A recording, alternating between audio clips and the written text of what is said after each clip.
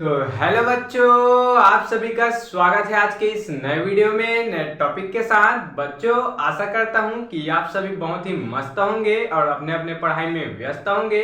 तो बच्चों, आज के इस वीडियो में हम लोग क्या जानकारी लेने वाले हैं, समझने का प्रयास करेंगे। बच्चों, आज हम लोग कक्षा 12वीं जीव विज्ञान के अंतर्गत कौन सा चैप्टर बच्चों, जैव तकनीकी सिद्धांत तथा प्रक्रियाएं के अंतर्गत बच्चों जैव प्रौद्योगिकी यानी कि बायोटेक्नोलॉजी के बारे में संपूर्ण जानकारी आपको इसके उपयोग सहित देने वाले हैं। तो आप इस वीडियो में अंत तक जरूर से बने रहिएगा।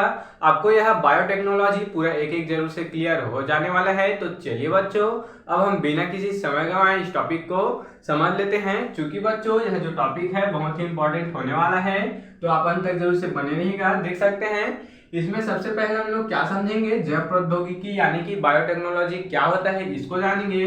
फिर बच्चों इसके कुछ उपयोगिता है यानी कि बायोटेक्नोलॉजी के माध्यम से बच्चों क्या क्या इसमें उपयोग होते हैं उसको हम लोग समझने वाले हैं। तो देख सकते हैं बच्चों, सबसे पहले जैव प्रौद्योगिकी यानी कि बायोटेक्नोलॉजी को समझने का प्रयास करते हैं यहाँ पर। तो देख सकते हैं बायोटेक्नोलॉजी बच्चों यहाँ पर क्या बोला गया है, यह दो शब्द से मिलकर बने हैं। देख सकते हैं बच्चों यह दो शब्द, पहला क्या है बच्चों बायो है, दूसरा क्या है बच्चों टेक्नोलॉजी है।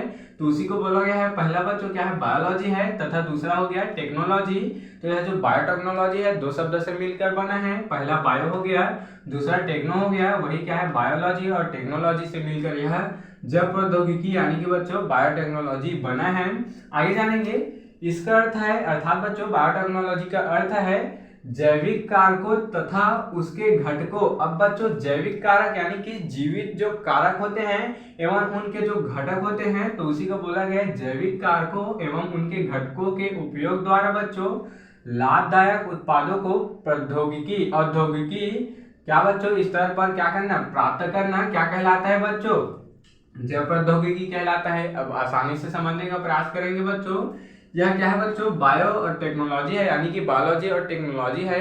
इसका क्या अर्थ हुआ बच्चों समझेंगे, जैविक कारक तथा बच्चों उनके क्या होते हैं जो घटक होते हैं उनके उपयोग के द्वारा बच्चों लाभदायक उत्पादों अर्थात बच्चों औद्योगिक स्तर पर किसी भी वस्तु को या फिर बच्चों किसी भी चीज को प्राप्त करना क्या कहलाता है बच्चों जैव प्रौद्योगिकी कहलाता है। यानी कि औद्योगिक स्तर पर बच्चों क्या करना उत्पादों को प्राप्त करना ही क्या कहलाता है बायोटेक्नोलॉजी कहलाता है। औद्योगिक स्तर या अर्थात बच्चों बड़े स्तर पे या फिर और भी अलग अलग स्तर पे बच्चों प्राप्त करना ही क्या कहलाता है जैव प्रौद्योगिकी कहलाता है। तो बच्चों आशा करता हूँ कि जैव प्रौद्योगिकी आपको क्लियर होगा, बायोटेक्नोलॉजी आपको क्लियर होगा।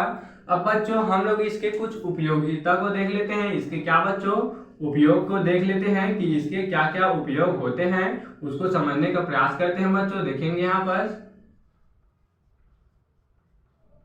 इसके बच्चों उपयोगिता यानी कि बच्चों इसके क्या क्या उपयोग हैं। सबसे पहले देखेंगे कृषि क्षेत्र में। अब बच्चों सबसे पहले जानेंगे कि कृषि क्षेत्र में क्या क्या उपयोगिता है, दूसरा देखेंगे औद्योगिक क्षेत्र में, तीसरा देखेंगे बच्चों स्वास्थ्य की देखभाल में। अब बच्चों इन तीनों में जैव प्रौद्योगिकी की क्या महत्वपूर्ण योगदान है उसको समझने का प्रयास करेंगे।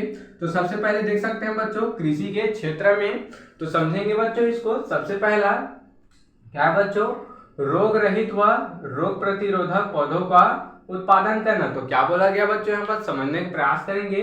यह जो बायोटेक्नोलॉजी की क्रिया है जैव प्रौद्योगिकी की क्रिया है, इसके द्वारा बच्चों किसी भी पौधे में क्या किया जा सकता है रोग रहित पौधों को उत्पन्न किया जा सकता है। अर्थात बच्चों उस पौधे में किसी भी प्रकार से क्या नहीं बच्चों रोग नहीं होते हैं।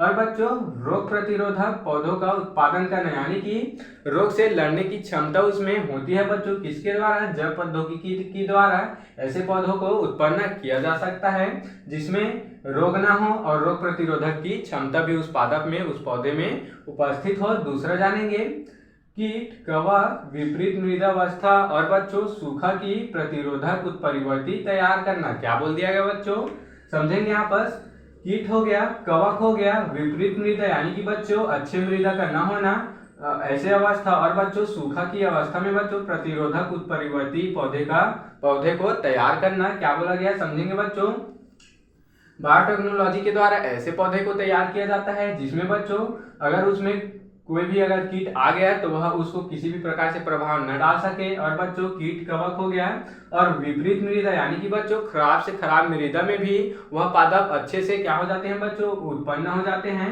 और बच्चों सूखा की अवस्था यानी कि बच्चों अगर वहाँ का जो जमीन है या फिर वह मिट्टी है पूरी तरीके से सूख गया है, फिर भी वह पादप अच्छे से क्या हो जाएगा बच्चों, उगाएगा, वह फसल अच्छे से हो पाएगा बच्चों। उसी को बोला गया है कि उत्परिवर्ती तैयार करना, यानी कि ये सब के प्रतिरोधक वाला जो क्या होता है बच्चों, पौधे होते हैं उसको तैयार करना, यह किसका काम है बच्चों, बायोटेक्नोलॉजी के द्वारा ही होता है। तीसरा जानेंगे बच्चों पौधों में क्या बच्चों, पौधों में पोषण क्षमता बढ़ाना। क्या बोल दिया गया, जो पौधे होते हैं उनमें पोषण क्षमता अर्थात बच्चों वह पौधा होता है वह अच्छे से अच्छे हो सके। और जैसे कि बच्चों पोषण क्षमता अगर बढ़ जाती है तो क्या हो जाएगा, अत्यधिक से अत्यधिक पौधा उत्पन्न हो जाएगा, अच्छे से अच्छे फसल भी वहां पर प्राप्त हो जाएंगे। चौथा देख सकते हैं भूमि व पौधों में बच्चों क्या बच्चों, नाइट्रोजन स्थिरीकरण की क्रिया को बढ़ाना है। यह किसका कार्य है बच्चों, जैव प्रौद्योगिकी का। समझेंगे क्या बोला गया है, भूमि व बच्चों क्या पौधों में नाइट्रोजन स्थिरीकरण की क्रिया को बढ़ाना है, अर्थात बच्चों जो नाइट्रोजन स्टोरेज की क्षमता होती है, स्थिरीकरण की क्षमता होती है, उसको बच्चों बढ़ाने का कार्य भी किसका है, बायोटेक्नोलॉजी के द्वारा ही होता है। तो बच्चों इस प्रकार से हमने कृषि क्षेत्र में किस प्रकार से जैव प्रौद्योगिकी का कार्य है बच्चों इसको समझ चुके हैं। अब हम लोग औद्योगिक क्षेत्र में किस प्रकार से इसका कार्य है बायोटेक्नोलॉजी का उसको जानेंगे। तो पहले देख सकते हैं औद्योगिक सूक्ष्मजीव उत्पादन, जैसे कि बच्चों प्रतिजैविक, अर्थात बच्चों औद्योगिक सूक्ष्मजीव का उत्पादन किसके द्वारा होता है, बायोटेक्नोलॉजी के द्वारा होता है, अर्थात बच्चों प्रतिजैविक का उत्पादन। अब प्रतिजैविक क्या होता है बच्चों, यह एक ऐसा पदार्थ होता है जो कि बच्चों किसी भी जीव के प्रति प्रतिरोधक का कार्य करता है, उससे बचाव का कार्य करता है। दूसरा जानेंगे किण्वन उत्पादन में, क्या बच्चों किण्वन उत्पाद में, अर्थात बच्चों शराब आदि में देख सकते हैं, शराब आदि रम बियर आदि बनाने में भी क्या होते हैं बच्चों, बायोटेक्नोलॉजी कार्य में आते हैं। तीसरा देखेंगे एंजाइम व प्रोटीन निर्माण, देख सकते हैं बायोटेक्नोलॉजी के द्वारा एंजाइम और कई प्रकार के प्रोटीन निर्माण भी किया जा सकता है। तो बच्चों अब हम लोग कृषि क्षेत्र में और औद्योगिक क्षेत्र में तो इसकी उपयोगिता को समझ चुके हैं। अब स्वास्थ्य की देखभाल में किस प्रकार से यह जो बायोटेक्नोलॉजी है यह कार्य करता है इसको जानेंगे।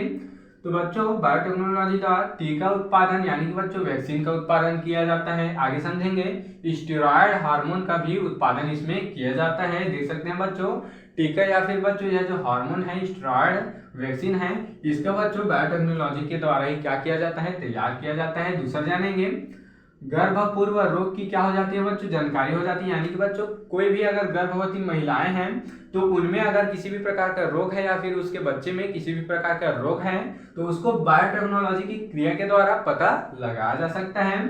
आगे देखेंगे बीटा थैलेसीमिया, क्या है बच्चों, बीटा थैलेसीमिया रोग है, सिकल सेल एनीमिया, एड्स आदि रोगों की पहचान करने में। तो देख सकते हैं बच्चों थैलेसीमिया, अगर आपको बच्चों थैलेसीमिया, सिकल सेल एनीमिया या फिर एड्स रोग के बारे में जानकारी नहीं है तो मैं इस पर वीडियो बना चुका हूं, आप मेरे चैनल पर जाकर देख सकते हैं।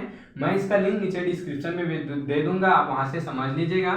तो बच्चों इसको पहचानने में भी क्या है बच्चों, बायोटेक्नोलॉजी का योगदान है। और जानेंगे बच्चों चौथा जीन अदला बदली चिकित्सा में। तो देख सकते हैं बच्चों इसी को क्या कहते हैं, जीन रिप्लिकेशन भी कहते हैं। तो जीन रिप्लिकेशन अर्थात बच्चों जीन अदला बदली की चिकित्सा में भी बच्चों बायोटेक्नोलॉजी का ही उपयोग किया जाता है। तो बच्चों इस प्रकार से हमने बड़ी आसानी से जैव प्रौद्योगिकी यानी कि बच्चों बायोटेक्नोलॉजी को समझ चुके हैं। आप इसका स्क्रीनशॉट ले सकते हैं।